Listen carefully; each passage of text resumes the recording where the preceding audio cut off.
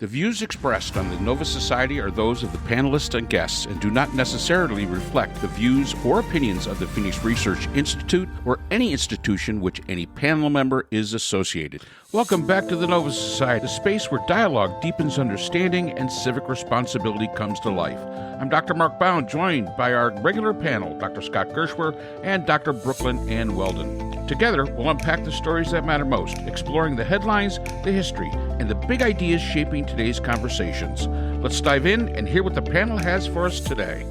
So, today we have a question from Tony, who writes to us from Anne Arbor, Michigan. My several family members went to university there. And Tony writes, Trump continues to attack our nation's fundamental institutions.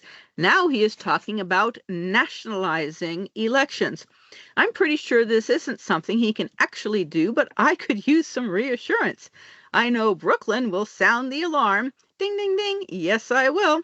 Dr. Scott will sit on the fence, and Dr. Mark will say the system will hold. I guess it's a picket fence. It hurts like hell. Ouch. Oh, ouch. Yeah. And but I guess the fact that Trump is even talking about this, and some people are making it appear normal, is what has concerned me. Trump really can't do this, right? Not Go ahead, Brooke. No. Let's hear what YouTube has to say. Well, I've listened to a number of different commentators.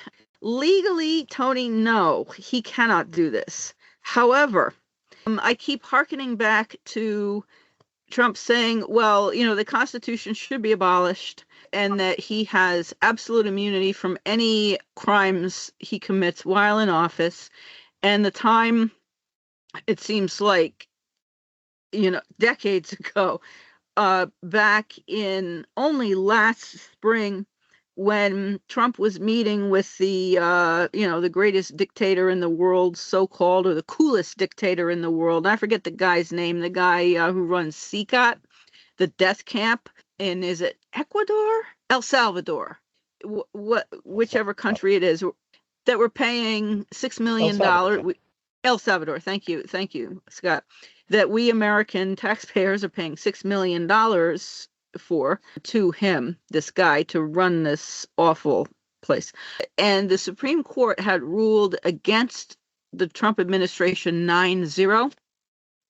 And Trump and his buddies were saying, the Supreme Court found for us 9-0. And that was not true at all, and demonstrably untrue. Trump's mental state and his ability to fail to see reality has gotten even worse since then.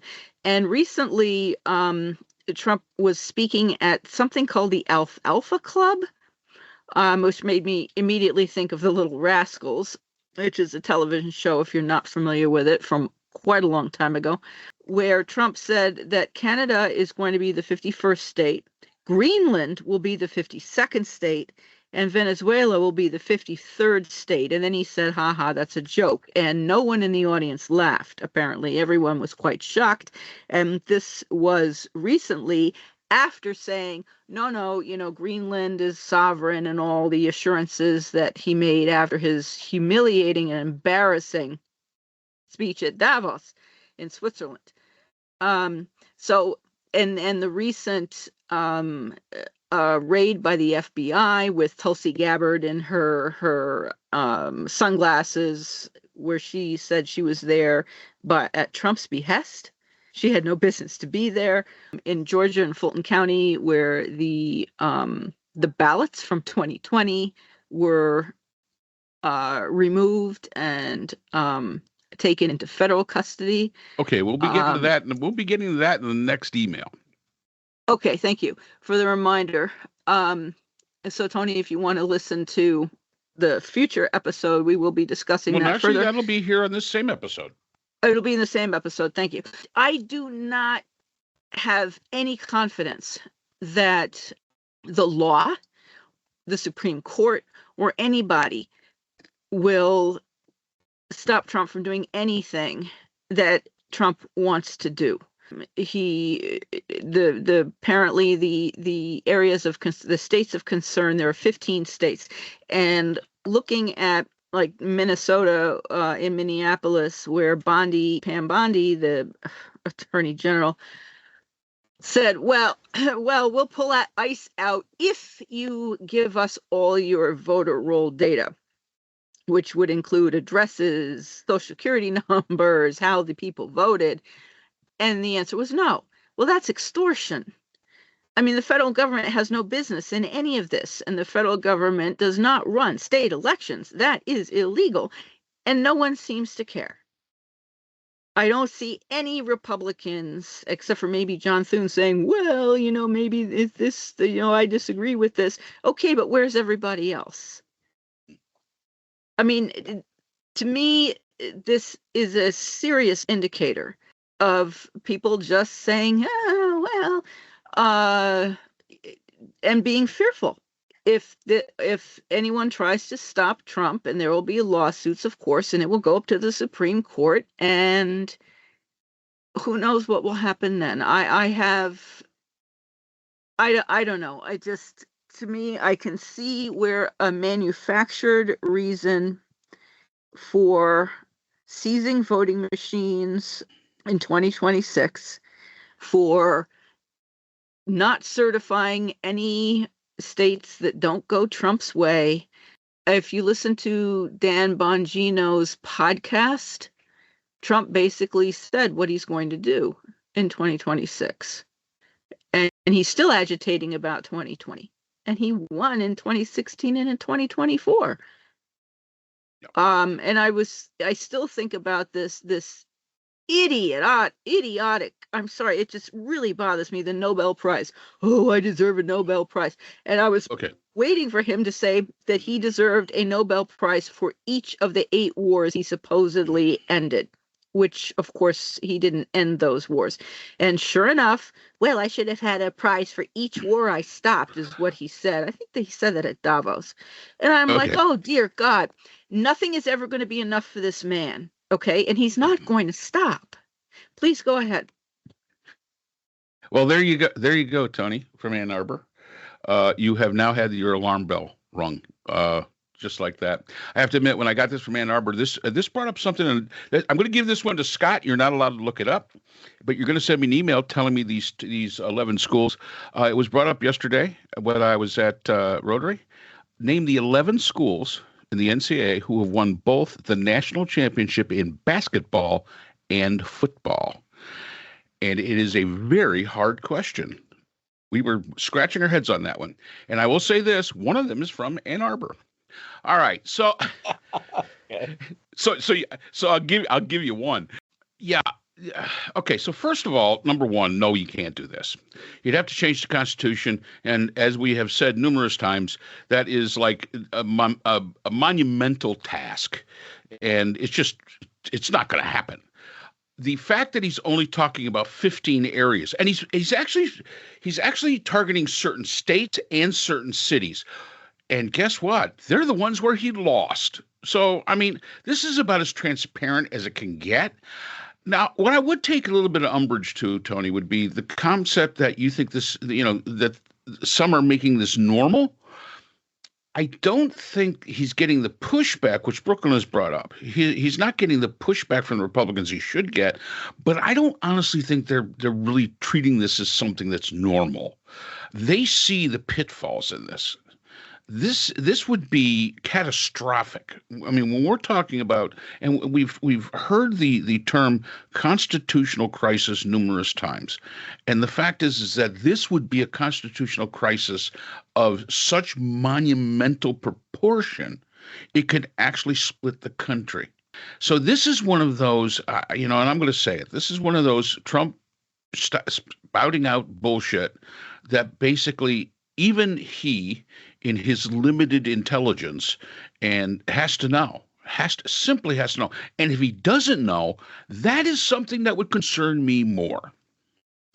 That would concern me more if he just does not realize this. If he has nobody in the room, there are no adults in the room that says, hey, Trumpy Trump, you can't do this.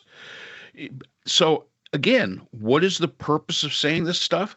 I think it's really a purpose of saying of distraction. He's got a lot of things he's got to distract from. So what he wants Brooklyn to worry about what he's talking about here, which is something that is fundamentally, if we maintain a constitutional democracy as it exists, is not possible. But there are people that will jump on this like a dog on a bone, Brooklyn and Weldon, and will just absolutely, just fall into this. And this will be in their mind when the really important stuff,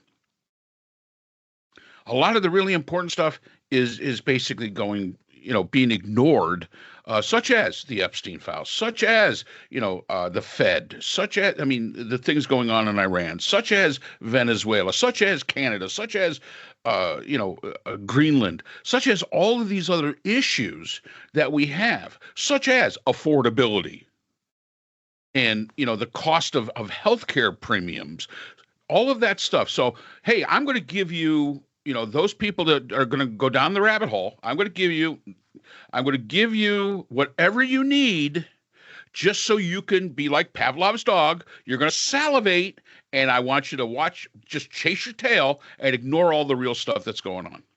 I am not ignoring the rest. I didn't say you, Brooke. I said that There's a lot of people out there that are. Okay. And that's what it is. At least you can focus, on a bunch of different things. Although you are very focused on this, which is very, very surprising, because you're focused on what could he do and not thinking of actually what can he do. And he can say he can do anything, but the fact is that does not make it true. Well, my concern also is that there is not enough pushback, and while that may not be normalization, the Republicans may also be thinking, this is not going to happen. I think that's exactly what they're thinking. And they may wait until Trump takes some moronic action. ICE is under executive control. And I don't know. I'm just looking at the Department of Justice with judges saying, turn the airplanes around now. And, we didn't understand. It's over international waters. Right. It's too late. It's this or that. That's so fine. I am waiting for some sort of drawn out. No, there's no drawn out. And Trump will do whatever he wants to do, and then the Republicans will say, we weren't expecting that. No, we're talking about election. We're talking about election. We are. This is not something like a plane turning around. No, this is a fundamental institution of this country for the last 250 years. No, he can say what he wants, and he hopes that there's going to be the majority of people that's going to be their focus of fear of what he said. Now, my question would be to you is, what exactly, other than the something concrete that you believe he could do today that might get this even moving close to being forward, other than just talking about it and having Caroline Leavitt sit up there with her, I think she has one of the most punchable faces on the face of the earth. Have her sit up there and basically, he was joking. Okay. Well, nobody got the joke. No.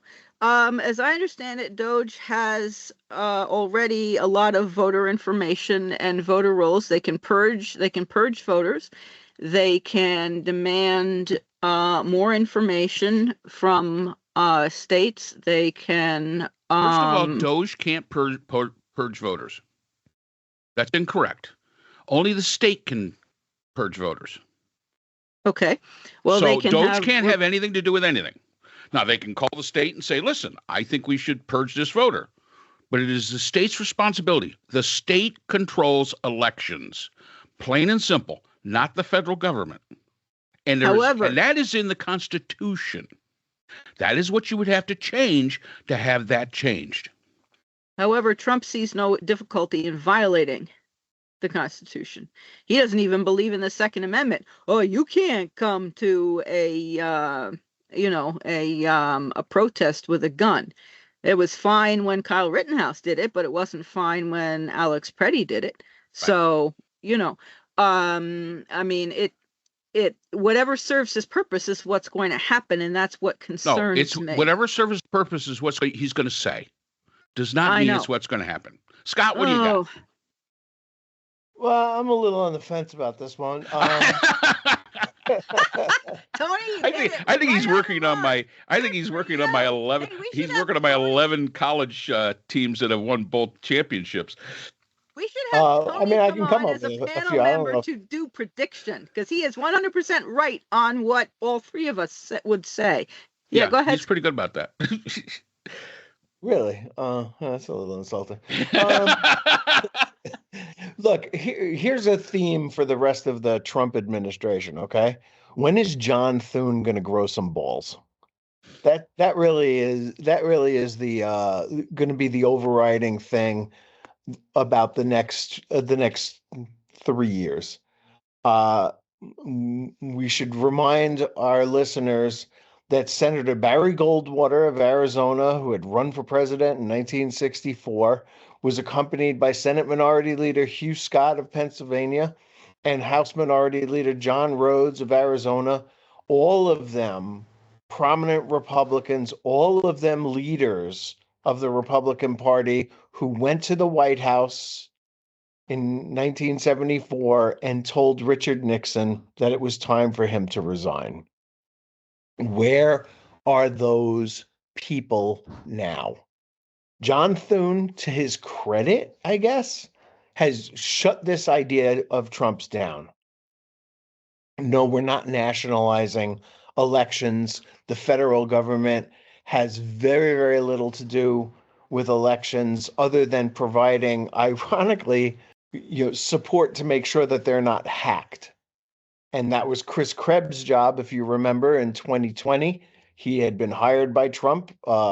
He was apparently good at his job. And because he came out after the election and said that the election was as clean as any election has ever been, as far as tampering is concerned, Trump has made this man's life miserable. Bringing him up on lawsuits. He even cut his frequent flyer or his global entry pass out. Anything that he can do to make this guy's life miserable, down to the smallest detail, Trump has done to Chris Krebs, whose only job it was to make sure that no outside forces were tampering with the elections. John Thune has said, look, it's a lot harder to hack 50 elections than it is one election. So we're going to continue to have 50 elections. Every state is going to run their elections the way that their local leaders see fit. But John Thune isn't going nearly far enough. And I agree with Tony that this, Trump just talking about it tends to normalize it. There will be people, I think, who bring up the Voter Rights Act of 1964, which meant that there were several states, I don't remember how many, I don't think it was 15, would have to get pre-approval from the Supreme Court before they could make changes to the way they conducted their elections, because they had a history of tampering with elections in the past. New York State, by the way, was one of those. It wasn't all southern states.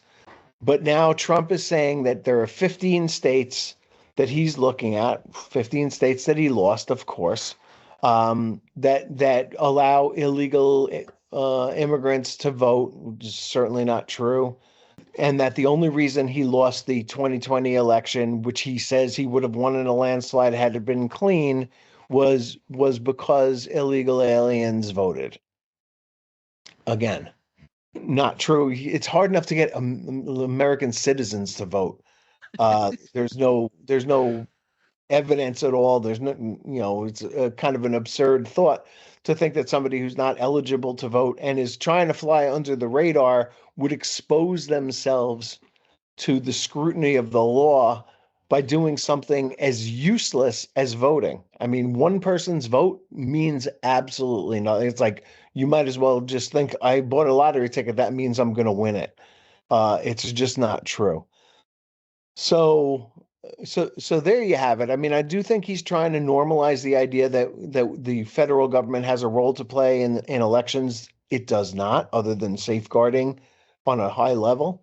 Now, I have read, and I think this is interesting. I don't remember if I brought this up in a podcast earlier, that with the help of Elon Musk, Trump tampered with the elections, all three of his elections, 2016, 2020, and 2024.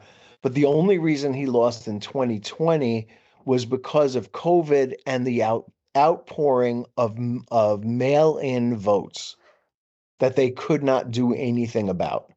I don't know if this is true or not. It's an interesting idea. I think it's probably worth thinking about having a massive movement in the country to use mail-in ballots rather than going to the polling place and using one of those machines.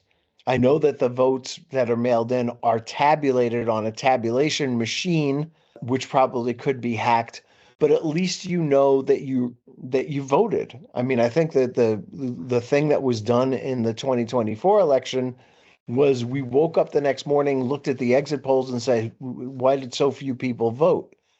Well, a lot of people have come out and said, I voted, my vote didn't get counted. And I think that there's probably something to that. And we do need to make sure that every state shores up its voting infrastructure, make sure that it's not hackable, make sure that every vote that is cast is counted, and that no votes that are illegal are counted. It seems to me a fairly simple thing to do. And of course, Trump is really just expressing the fact that he, in his demented mind, he thinks he should win 100% of the vote all the time. I'm sure he points to other world leaders who get that kind of, voting tabulations where they win like 95% of the vote or something like that. It's not going to happen here in the United States of America. And that's kind of what he wishes he had, what other dictators have. He's expressed that a zillion times in different ways about different things, whether it's generals or just people in general, or the fact that they do such a great job of getting the vote turned out in their favor. And he wants that kind of, I don't know what you would call it, estimation on the part of the American people. Not going to happen. Well, it's like it's always been said, it matters who counts the votes that determines who actually wins an election. And just to put this in context, because Scott brought up a great point about mail-in elections, we have a bunch of states today that have only mail-in elections. And starting in 2022, California and Vermont and Nevada have full mail-in elections. In 2023, the District of Columbia went to mail-in. In 2020, Hawaii went to mail-in. In 2012, Washington, Colorado in 2014, and Oregon way back in 2000, and believe it or not, Utah in 2019. Or they basically went to mail-in voting. And there's a bunch of different rules when it comes to smaller, like statewide elections and things like that when it comes to mail-in voting. So mail-in voting is very, very secure, but it also comes down to who's counting the votes. And, there's been some really great commentary on this. And I think it came out of Georgia, out of the state of Georgia, where they said, you know what, it's your neighbors and friends that are counting these votes, not political hacks. Yes, they're allowed to be in the room, but they have to stand like over there. They can observe. They can't interfere.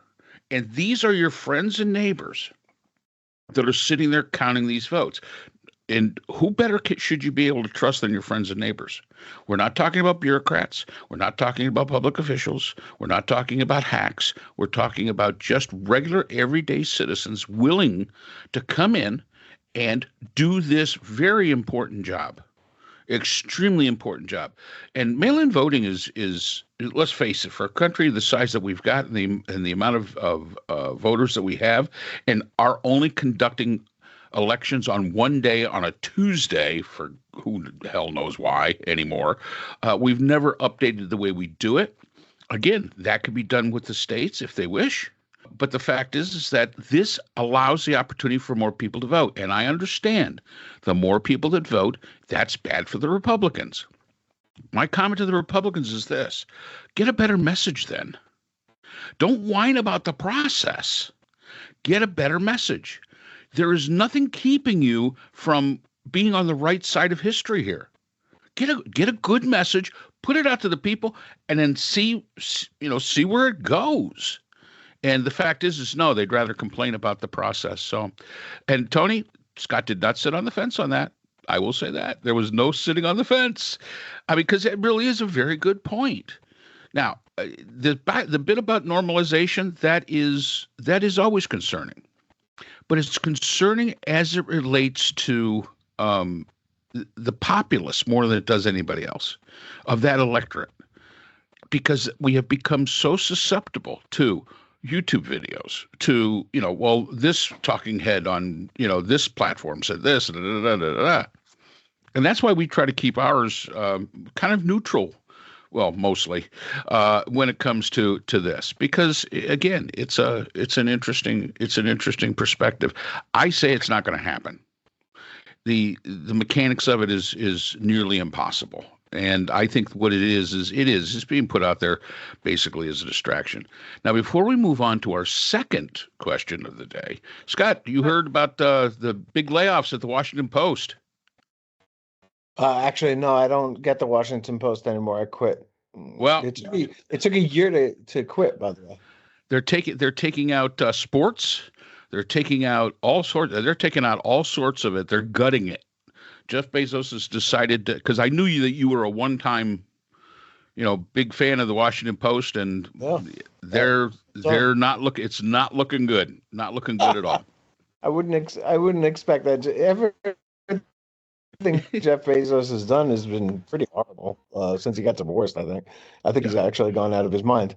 But look, I don't want to jump off this. As I mentioned mail-in voting, and I remember I have my wife's voice in my ear saying, the changes that the postmaster has made have made it more difficult to vote by mail. There was something about the fact that the postmark matters, right?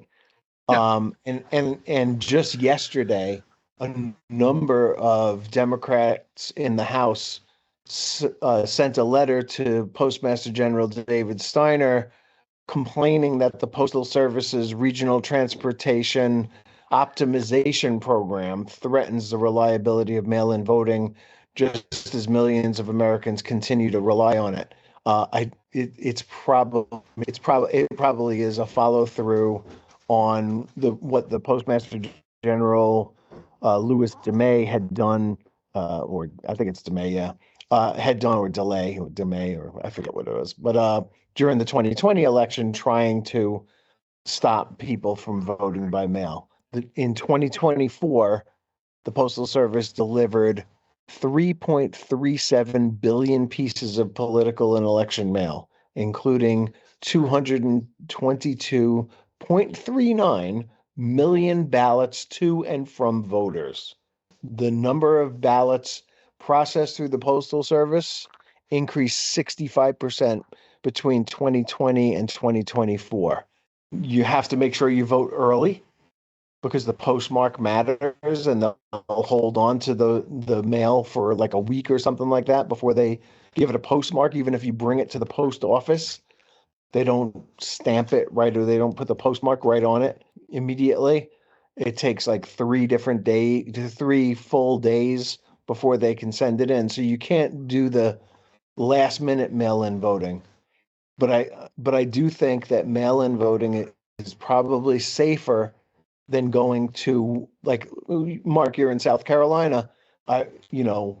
Thinking back on when Lindsey Graham was crying on TV about the fact that his opponent was outraising him and in cash, and that he didn't have a chance to win this election, and then he won it comfortably.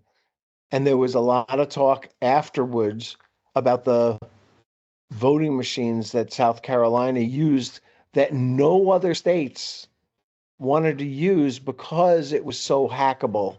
But the Secretary of State, whose name escapes me, sorry, I would have to look all this stuff up again, insisted, she was the one who insisted that they use these voting machines. I In think South they were Carolina? ES&S, yeah. Yeah, you're talking about Mark Hammond is the Secretary of State. He's been the Secretary of State like forever. Okay. Well, then it was maybe the head of their Election Commission. Yeah. Committee, whoever she was. I mean, it was. Yeah. I do remember that it was a woman. I don't remember her name. Had insisted that South Carolina use these. You know, they had a big process where they were choosing a machine, and everybody else wanted another kind of machine, and she basically just steamrolled them and made sure that South Carolina got these ES&S machines, and that the ES&S machines were hackable, as it turned out. So, you know, again, I think that the electronic voting, computer voting, is probably more susceptible. And you know how everything the Trump people say is an accusation is really a confession. They start talking about Italian satellites being able to change votes, or Venezuelan voting machines. These are things that Elon Musk, probably more than any other single human being in the world, would be able to do. Right? He has his own satellite network called Starlink, and he can use Starlink for a lot of different applications. And is it possible that Elon Musk hacked all three of Trump's elections? Yes, it is.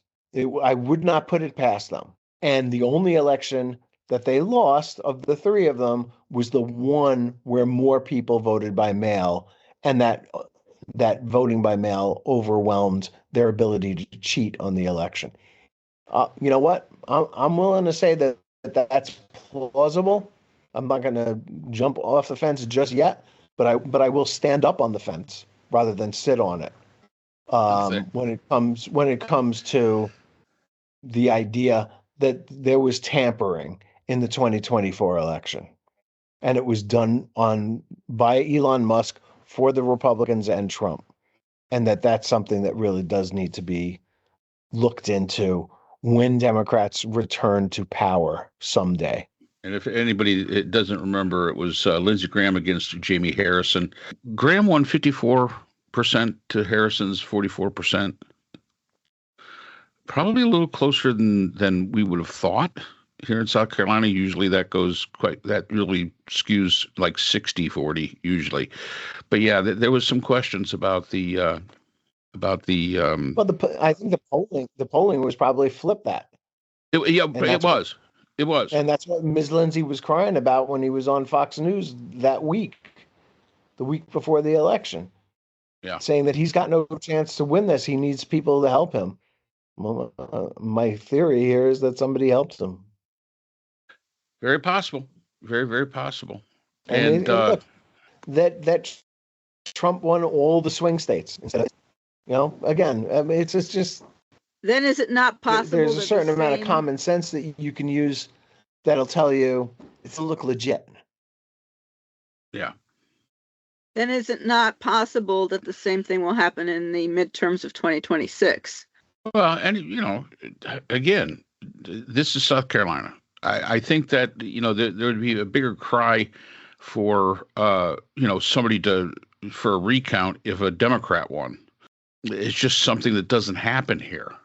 So it's an interesting concept. It's something interesting to look at. But I think Scott makes a very good point, and the point being that there was considered some issues with the machines that South Carolina used. And is it possible? Absolutely. Absolutely possible. That's why I'm a firm supporter of mail-in voting. I truly am. And if not, I hate it. I really do hate it for it. But paper ballots, you can't mess with paper ballots very much. But the problem is that we are in a society that wants instant gratification. We want to know who won by midnight. You're not going to get that. When the polls close at, say, 9 o'clock in some states, 9 o'clock in the evening, they're not going to have all those votes counted. That's why I think some of these major news outlets try to predict. And we can go all the way back to Truman, when they predicted that Dewey beat Truman in the election, and they were wrong. And fortunately, we haven't had that issue yet. But we have had issues where a state was called, and I've known this in my lifetime, where a state was called and then it was retracted. So, it's going to take time. And the states have time. That's just the other thing that a lot of people that pay attention to voting here in the United States doesn't understand. Yes, the states control the election. However, they also control the time they have to get the election results in. We vote in November. They don't have to submit to the federal government. They've got time. But as a society, because we're so used to instant gratification about what's on the news today or right this second, once those polls close, we want an answer who won. The fact is that that's not the way the system works. The system gives them plenty of time to be able to count those votes. And so many people just don't get it. They just don't understand that that's the way it is, because they want to sit up until midnight or 1 o'clock and get what every single state has done. Now, some states it's easy. Hawaii, yes, the Democrats are going to win Hawaii. California, yes, Democrats are going to win California. New York, yes, Democrats are going to win that. Places like Missouri, yes, probably the Republicans are going to win that. Utah, places like that. There's some that are just so easy. Wyoming, easy calls. But there's some of these states that, such as Arizona, such as Nevada sometimes, that Minnesota, Michigan, Pennsylvania, these are a lot of votes. These are big states, and they have time. And we don't seem to want to give them the time. And I think there's too big a rush to judgment as to who's won, as to who has won. And the fact is that, this is important stuff. Give the states the time to do their thing. Don't be standing out in front of the elections office yelling, "Stop the count," as they did in one. And in another one, in a different state, the same kind of group yelling, "Count the votes." I mean, come on, guys, you can't have it both ways. But because it's a matter of your guy is losing, that's the problem. And the fact is in American politics, if you're not prepared to lose, you're in the wrong damn business. You're absolutely in the wrong damn business. Well, Trump certainly is, because he's not going to accept anything without his winning, and that is a concern for me in 2026, our midterms, because if his people start losing, he is going to start shouting that everything is rigged. And if there were rigged elections in 16, 20, and 24, I don't see anything that's going to stop him in the midterms either. Yeah, but, Brooklyn, let's look at it this way. He said that there's certain areas in 2024, which he won the election, supposedly. He won the election, and he still says it was rigged. Yeah, I know. So that's a 5-year-old argument. That's the argument of a 5-year-old. Yeah, well, he's mentally unwell. I mean, that's I think that's apodictic at this point. You can go back. And he also wants to end mail-in voting, you notice. Yeah. He's been yelling and shouting about that. Yeah, you can't hack it. Apparently, that seems to be why he's so antagonistic. He can't hack it. And by the way, even before 2016, in 2015, during the primaries, he was complaining about the vote being rigged against him. So it even just in the general election, it was during the primary. All right. What do we got on our next question there? Because this has to do with voting. Go ahead, Brooke. All righty. So our next question is from Kaylee, who's from Atlanta, Georgia. And Kaylee writes, the Trump FBI came into Fulton County and stole all the election records. How is this possible? What could possibly be the reason for getting all this information? Do you think Trump, might be trying to purge the voter rolls in an attempt to exclude anyone who voted against him? Why do you think he continues to investigate 2020 when he won in 2024? Excellent questions, Kaylee. Thank you for writing. Mark, Scott? I really think we've kind of answered that in a way. He continues to investigate 2020 because he's a sore loser, and he's got the mentality of a 5-year-old. As to what he could do with this information, I think we've already pointed out. He can't purge voting rolls. That is the responsibility of the state. The federal government can't do that. And what he wants, I don't know. The fact is, he actually has all this information at his fingertips. It's called the IRS. They have pretty much everything the voter registration has, except who you voted for. The IRS has got all the information. They got your social security number. They know how much. They know where you live. They've got it all. Everybody starts crying about all this bit about, privacy and this, that, and the other. I got news for you, people. If you work and pay taxes in the United States, the IRS knows pretty much everything about you. I mean, they truly do. So this concept of, it's my privacy, get over it. That just doesn't work that way. Again, what could possibly be the reason? I couldn't tell you that, but I will say this. I would like to see the judge's justification that issued that warrant. That's the one I'd like to see. Because the FBI went in there to execute a warrant. What judge basically approved that warrant, signed that warrant, and that's the guy you got to go back to, guy or girl, whichever one it was, because explain to me what was it that the FBI or the Department of Justice brought before this judge as their justification for the issuing of a warrant? And that would be an interesting question to have. And I don't think we have that information. I'd also like to know who appointed the judge. If this was a Trump appointee, a Reagan appointee, who appointed this particular judge. But you know what? That really hasn't been playing out all that much. There's been Trump appointees who have basically gone against him. There's been Reagan appointees. Matter of fact, Reagan appointees are really good at going against him. And Bush appointees. I mean, yes, you've got the Eileen Cannons down there in Florida, who probably has no business being on the federal bench, who was appointed by Trump, who's going to do anything she can, because bottom line is that other than that, she'd probably be a public defender at some, backwater county. But yeah, I just really like to know who issued the warrant for that. And Scott? what Tulsi Gabbard was doing there. That's another one beats me. I'm surprised that didn't come up in this email. Tulsi Gabbard, who knows? Yeah, I don't know.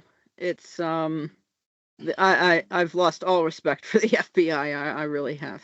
What you got, Scott? All right. So the speculation that I heard was that Tulsi Gabbard needed to get back into Trump's good graces, that she's been out of the loop, and that he assigned her this task to go to Atlanta and grab these votes, and she went along with it. And it's probably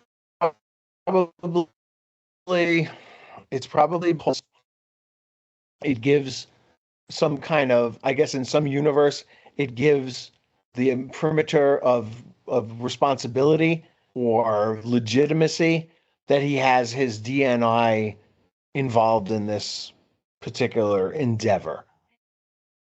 I I don't think it does. I don't think anybody else thinks that it does. Tulsi Gabbard is pretty well known at this point. I don't know how she was. I know she was only confirmed by Republicans, not Democrats, in the Senate.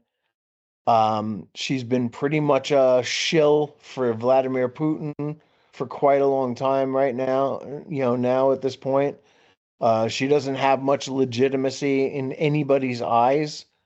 But if Trump had this job for her to do, I guess she jumped at it and decided to go along with it to try to win, to try to get back into his good graces.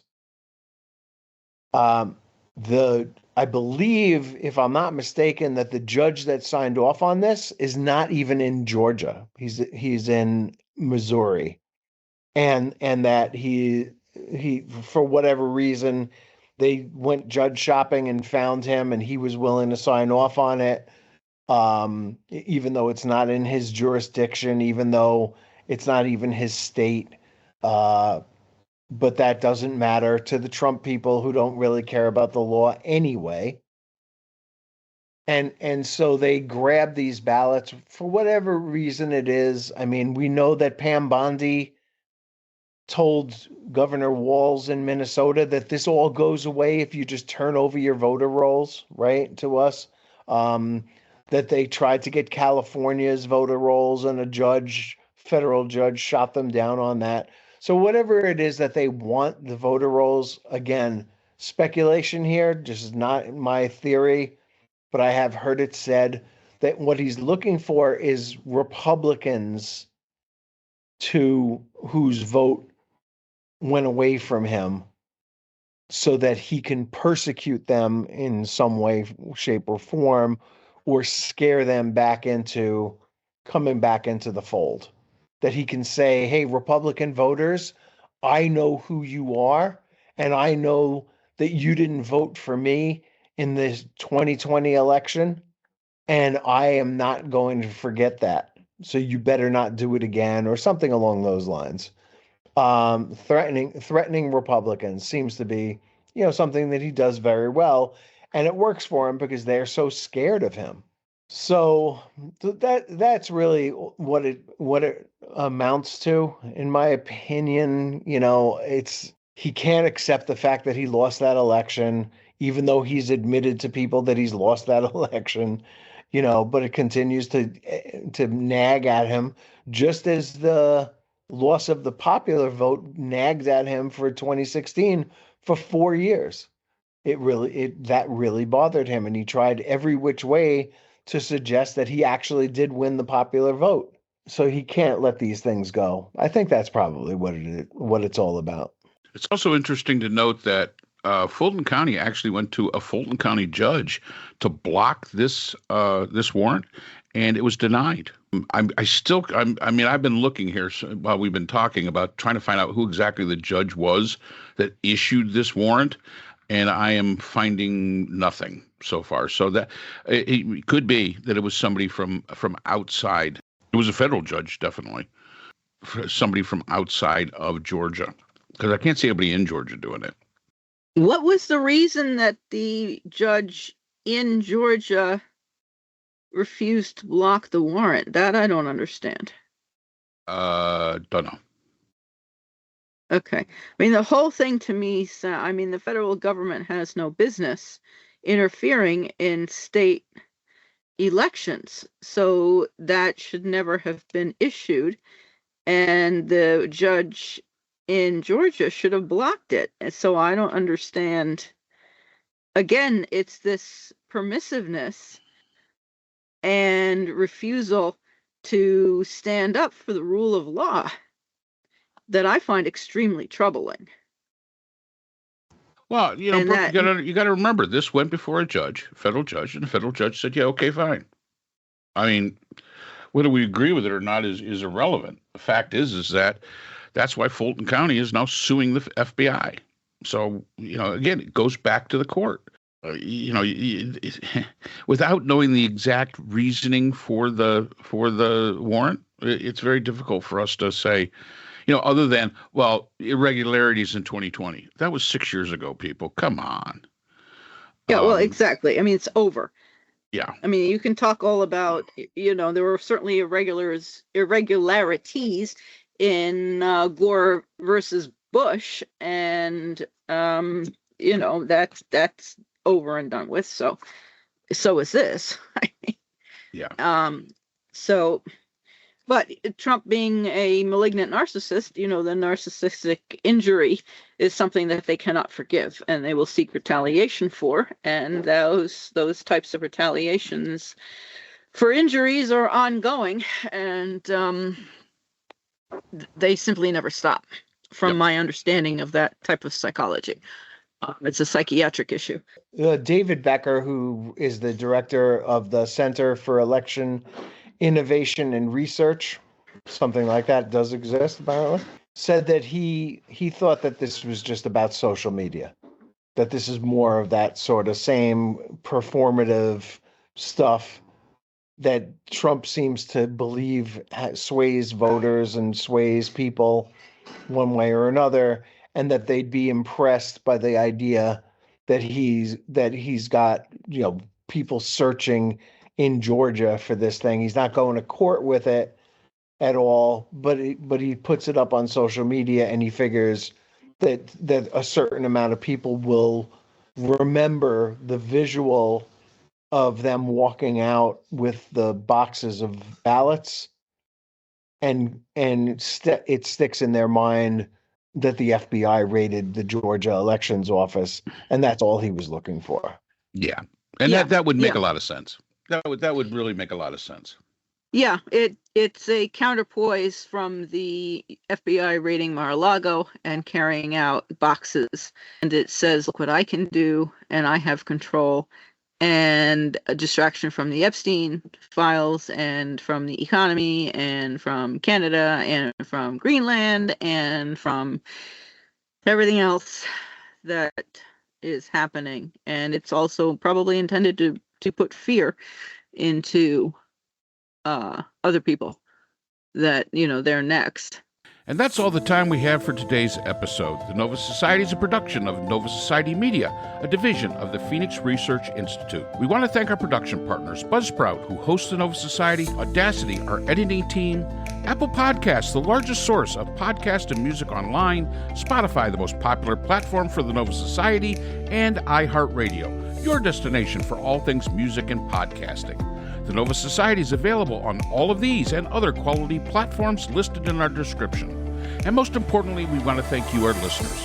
Without your support, the Nova Society could not be possible. If you haven't already, please consider subscribing on the platform of your choice. It's easy, it's free, and helps our channel grow. For questions or comments, you can reach us at nova.society.podcast@gmail.com. So on behalf of Dr. Brooklynn Ann Weldon, Dr. Scott Gershworth, and all of our production partners here at the Nova Society, I'm Dr. Mark Bound. Remember, the true power of society is knowledge. Thank you for listening, and we hope to see you again next time. We'd like to thank our sponsor for this episode, the Journal of Interdisciplinary Conflict Sciences, the JICS. This open access journal, double peer-reviewed, provides a platform for emerging scholars to publish their work and engage in meaningful dialogue across disciplines. The JICS is currently accepting article submissions on an ongoing basis and is published through the NovaWorks Scholarly Repository at Nova Southeastern University.